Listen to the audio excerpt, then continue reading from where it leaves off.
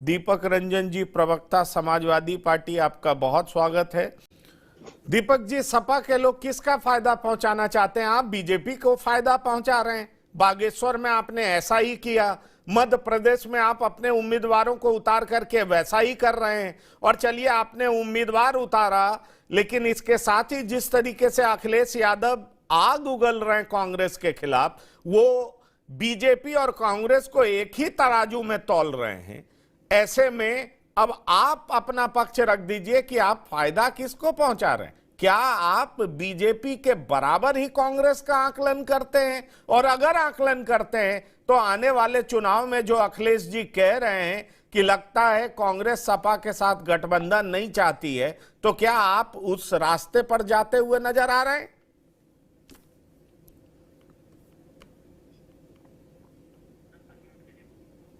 Unmute कर लीजिए, unmute कर लीजिए, अनम्यूट कर लीजिए। देखिए पंकज जी, समाजवादी पार्टी सड़क से लेकर के सदन तक हिंदुस्तान की महान जनता की लड़ाई लड़ती है और हम हिंदुस्तान की महान जनता को फायदा दिलाना चाहते हैं, क्योंकि आज पिछले 9 साढ़े 9 साल से 10 साल इनके अपनी सरकार के आखिरी वर्ष में जा रहे हैं भारतीय जनता पार्टी के लोग। 10 साल इनको होने को जा रहे हैं केंद्र में और 6.5 साल से इनके उत्तर प्रदेश में शासन है। इनकी नाकामी की सरकार से, नाकामी के शासन से हिंदुस्तान की जनता पूरी तरीके से त्रस्त हो चुकी है। उससे इनकी निजात दिलाने के लिए समाजवादी पार्टी हर मोर्चे पर भारतीय जनता पार्टी से सीधे लड़ाई लड़ती दिख रही है। देखिए, समाजवादी पार्टी का संगठन, समाजवादी पार्टी देखिए संघर्षों के कोख से पैदा हुई पार्टी है और समाजवादी पार्टी जो है पंकज जी, अपना बूथ लेवल पर, सेक्टर लेवल पे अपने प्रभारियों का गठन जो है कर चुकी है।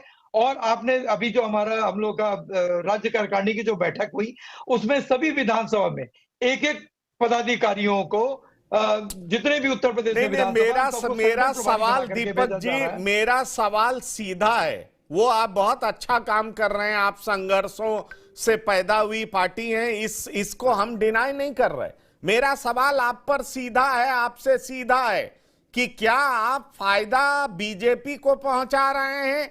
कांग्रेस के खिलाफ उम्मीदवार उतार करके आप बीजेपी को फायदा पहुंचा रहे हैं? देखिए, अभी कांग्रेस की प्रवक्ता ने भी कहा, उन्होंने आपसे सवाल पूछा है। और जिस तरीके से अखिलेश यादव मध्य प्रदेश में बोल रहे हैं कि लगता है गठबंधन नहीं होने वाला है, मतलब अखिलेश उत्तर प्रदेश में अकेले चुनाव लड़ने की तैयारी कर रहे हैं। क्या आप मान रहे हैं कि आने वाले चुनाव में आप अकेले चुनावी मैदान में होंगे?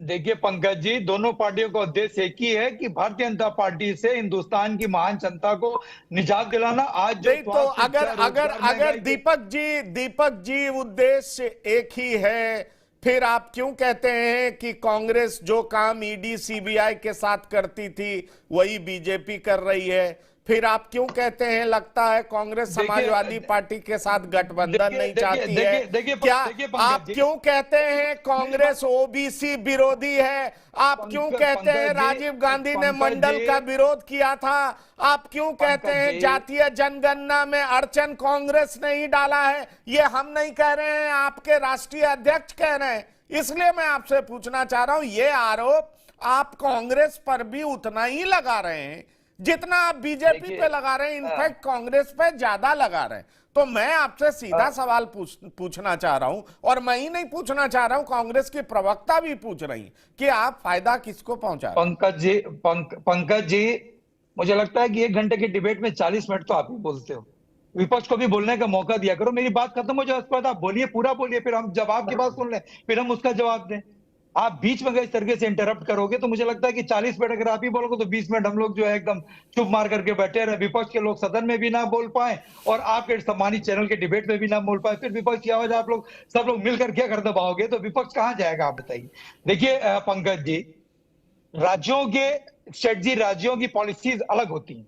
ये सही है कि विधानसभा के चुनाव में भारतीय जनता पार्टी 5 स्टेट से हारने जा रही है और उसके बाद जो स्थितियां परिस्थितियां बनेंगी, क्या स्थिति परिस्थिति बनती है, उसके हिसाब से मैंने आपके सवाल के मैंने जवाब दिया। मैंने कहा कि समाजवादी पार्टी अपने 80 की 80 लोकसभा सीटों पे अपनी तैयारी कर रही है मजबूती के साथ, और समाजवादी पार्टी का बूथ लेवल पे, संगठन लेवल पे पूरी मजबूती के साथ सेक्टर प्रभारियों का गठन हो चुका है, बूथ लेवल पे गठन हो चुका है।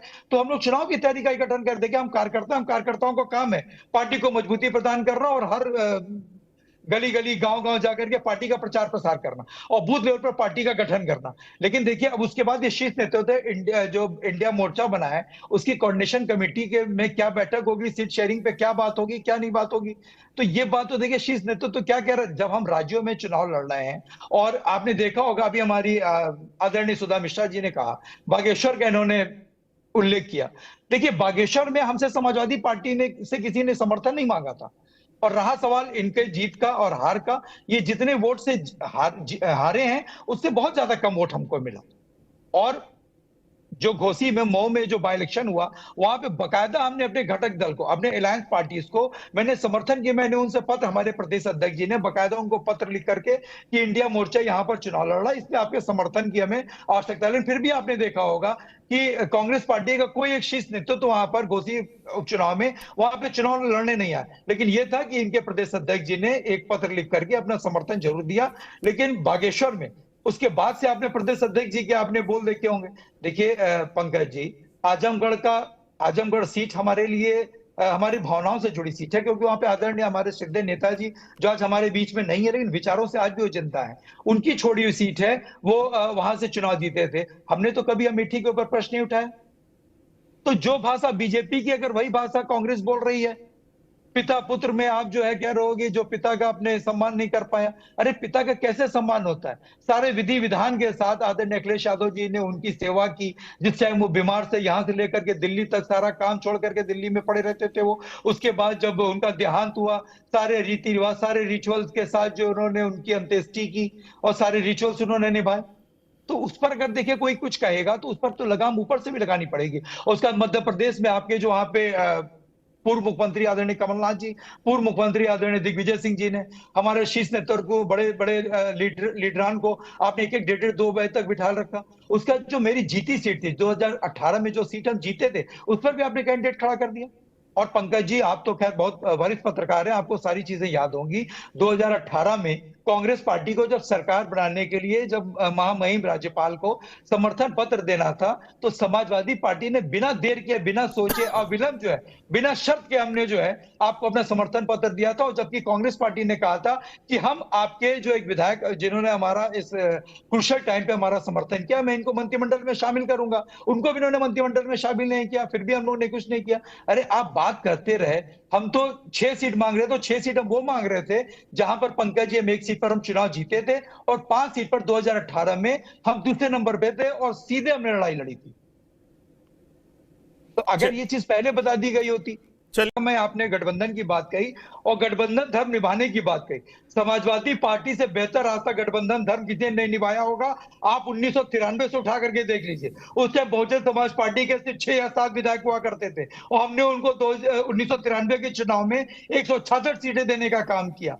2017 में कांग्रेस पार्टी की कितनी सीटें थे, उसके बाद में इनको 107 सीटें समाजवादी पार्टी ने कांग्रेस पार्टी को देने का काम किया। बहुजन समाज पार्टी 2014 में 0 सीट थी, उसके बाद हमने अपने से 2 सीटें ज्यादा देने का काम किया। तो देखिए ये कहीं ऑफिशियल अगर कहीं स्टेटमेंट आप माननीय राष्ट्रीय अध्यक्ष जी का दिखा दीजिए कि 65 सीटों पर हम लड़ेंगे। भाई 65 सीटें मेरी तो 80 की 80 सीटों पर मेरी तैयारी है। अगर मान लीजिए किसी इंडिया मोर्चा में अगर हमारी बात नहीं बनती तो हम हाथ पे हाथ रख करके तो बैठेंगे नहीं, अपनी तैयारी पूरी करेंगे या नहीं करेंगे। और अगर देखिए अभी जब कोऑर्डिनेशन कमेटी की जब बैठक होगी इंडिया मोर्चा की और उसके बाद जो है जो भी सीट शेयरिंग की बात होगी, हम लोग तो देखिए हम लोग तो कार्यकर्ता तो हर गली हर मोहल्ले जाकर के पार्टी को मजबूत करने का काम कर रहा है। और अभी हमारे बड़े भाई आदरणीय अनिल गर्ग जी बता रहे थे कि किसने क्या कहा, किसने क्या नहीं कहा। ओम प्रकाश राजभर जी की शायद बोली भाषा आप लोग भूल गए। ओम प्रकाश राजभर जी ने किस तरीके से पानी पी पी करके भर भर करके गाली, बोरा भर भर के गाली देने का काम किया था। और आज वो एनडी गठबंधन के घटक दल हैं और एनडी गठबंधन उनको जो है वो आज जो रहे हैं मंत्री बनने के लिए। रोज ये सुनवाई होती है, रोज सुना जाता है कि कभी उनको नवरात्रि के पावन पर्व में उनको मंत्री बनाया जा रहा है, तो कभी उनको कल मंत्री बनाया जा रहा है, कभी उनको परसों मंत्री बनाया जा रहा है। अरे इतनी बड़ी, इतनी लार्ज पार्टी है, इतनी उनको किसी की आवश्यकता नहीं है, फिर ओम प्रकाश राजभर के बिना उनका कौन सा काम रुका जा रहा है। एक चीज और पंकज जी, अपना दल जो इनका घटक दल है, जो केंद्र से लेकर के स्टेट तक इनके मिनिस्टर हैं, उनके प्रदेश अध्यक्ष के बयान आपने सुना। उनके प्रदेश अध्यक्ष खुले मन से कह रहे हैं कि अपना दल एस जो है वो 12 से 15 सीटों पर चुनाव लड़ेगी और अपना दल एस आदरणीय अनुप्रिया पटेल जी को जो है उत्तर प्रदेश का मुख्यमंत्री बनते हुए देखना चाहती है और बनाना चाहती है। नहीं, पर क्या अपना दल क्या अपना दल या ओम प्रकाश राजभर बीजेपी को धोखेबाज कह रहे हैं? क्या ये दोनों लोग बीजेपी को धोखेबाज कह रहे हैं? क्या ये बता रहे हैं कि ये धोखेबाज पार्टी है, बीजेपी और कांग्रेस एक जैसी पार्टी है? उससे बुरा कह चुके हैं पंकज जी, उससे बुरा कह चुके हैं ओम प्रकाश राजभर जी। आप आर्काइव भी निकाल के देख लीजिए, गूगल नहीं, इस गठबंधन में बने रह करके मैं सुनना चाहूंगा, इस गठबंधन में रह करके भारतीय जनता पार्टी, फिर किस बात की भारतीय जनता पार्टी इतनी बड़ी पार्टी हो गई? किस बात के लिए भारतीय जनता पार्टी जो अपना महिमा मंडप करती है? किस बात के लिए मोदी है तो देश है, मोदी है तो सब कुछ है, किसी की जरूरत नहीं है। उसके बावजूद भी, उसके बाद और सुन लीजिए, जो संजय निषाद जी की पार्टी है, संजय निषाद जी की पार्टी ने खुले मन से कहा और जातिगत जनगणना के लिए ओम प्रकाश राजभर जी जो है विपक्ष के सुर में सुर मिला रहे हैं, संजय निषाद जी भी सुर में सुर मिला रहे हैं और अनुप्रिया पटेल जी सुर में सुर मिला रही हैं। और संजय निषाद जी पंकज जी कह रहे हैं कि अब की बार निषाद पार्टी अपने सिंबल पे चुनाव लड़ेगी, किसी के सहारे किसी के भरोसे नहीं रहेगी। तो जातिगत जनगणना, आर्थिक और सामाजिक आधार पे जातिगत जनगणना की आवाज सदैव समाजवादी पार्टी उठाती रही है। और इंडिया मोर्चा में पीडीए एक स्ट्रेटजी है। हम तो चाहते थे कि एनडी गठबंधन के भी लोग आपके इस डिबेट में शामिल हो, लेकिन एनडी गठबंधन यहाँ पर कोई शामिल नहीं रहा। मैं उनसे पूछता कि क्या है, आप अपने मोर्चे की चिंता करो, आप इंडिया मोर्चा के लिए क्यों परेशान हो, क्या हो रहा है क्या नहीं हो रहा? अरे स्टेट के चुनाव खत्म होने दीजिए, उसके बाद देखिए अभी स्थितियां परिस्थितियां क्या बनेंगी क्या नहीं बनेंगी। 4 दिन पहले जो भारतीय जनता पार्टी के शीर्ष नेतृत्व आदरणीय प्रधानमंत्री जी को गाली देता था, सबसे देश का सबसे बड़ा झूठा कहता था, आज उसको आपने अपने गोद में बिठा रखा है और चिंता आप कर रहे हो इंडिया मोर्चे की कि किसने क्या कहा किसने क्या नहीं कहा। 4 दिन पहले, ज्यादा नहीं, अगर आप डेट भी अगर आप चेक करेंगे तो मुश्किल से अभी 4-6 महीना हुआ इनके पार्टी में शामिल होने से पहले मुख्यमंत्री जी को देश के दूसरे नंबर का झूठा बताते थे और बताते थे इनको गोरखपुर भेज करके। खैर उन शब्दों का भी मैं नहीं इस्तेमाल करना चाहता आपके सम्मानित डिबेट पे, आपके सम्मानित चैनल पे। तो ये सवाल जो तो उनसे भी होना चाहिए। बिल्कुल ये सवाल और चीजें आ जाए, और बातें आ जाने दीजिए। अब आपने मुझे 1 मिनट दिया तो और चीजें आ जाने दीजिए।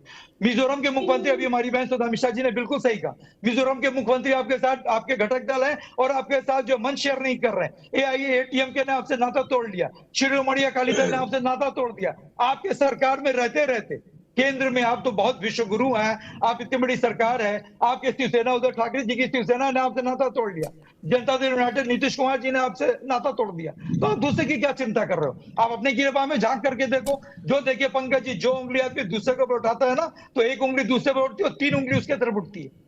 तो ये क्या हमारी चिंता कर रहे हैं? अरे आज जनता जो स्वास्थ्य, शिक्षा, रोजगार, महंगाई, बेरोजगारी की बात करे, अगर इन्होंने हमारी चिंता छोड़ करके अगर आज इन्होंने 10 साल में अगर हिंदुस्तान की चिंता की होती तो आज हिंदुस्तान गड्ढे में नहीं जा रहा होता। आज हिंदुस्तान को गड्ढे में डालने का काम किया है भारतीय जनता पार्टी की सरकार ने। लेकिन आज की तारीख में सम्मानित जनता, महान जनता, इनके झूठ बहकावे छल में आने वाली नहीं है। 2024 में हिंदुस्तान की महान जनता इनको सबक सिखाने जा रही है। जो सरकारें वोट देने चाहती हैं पंकज जी, वो सरकारें वोट देने से चाहती भी हैं।